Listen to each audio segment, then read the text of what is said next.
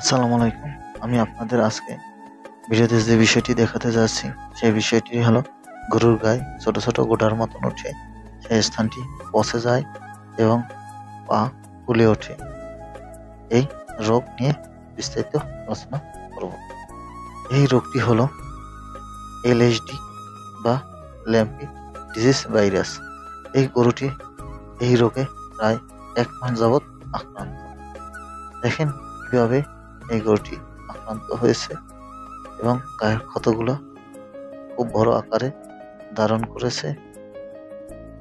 যদি এই ধরনের কোনো আপনার গরুর রোগ দেখে থাকেন বা এরকম কোনো লক্ষণ প্রকাশ পায়, তাই দ্রুত চিকিৎসার ব্যবস্থা করবেন। কেননা যত দেরি করবেন এর রোগ অত বেড়ে যাবে।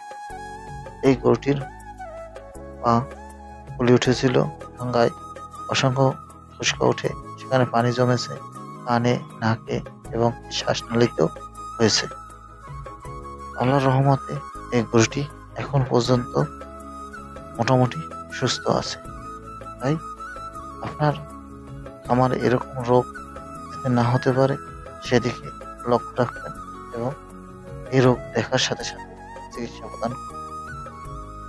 এই গরুটির অ্যান্টিবায়োটিক, ভিটামিন এবং ভিটামিন সাপ্লিমেন্ট দিয়ে চিকিৎসা প্রদান করা হয়েছে।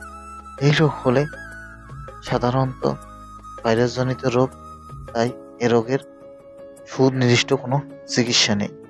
এই রোগ হলে আপনার গরুকে মশারির মধ্যে আটকিয়ে রাখতে হবে, কেননা এই রোগ মশার মাধ্যমে সারা শরীর, সারা খামারে ছড়াতে পারে। তাই আপনার গরুটিকে এই রোগ হলে মশারির মধ্যে আটকিয়ে রাখবেন, তাহলে এই রোগ ছড়াতে খুব কম ছড়াবে এবং আপনার খামার সুরক্ষিত থাকবে। যদি আমার ভিডিওটিতে একটু ভালো লাগে থাকে সাবস্ক্রাইব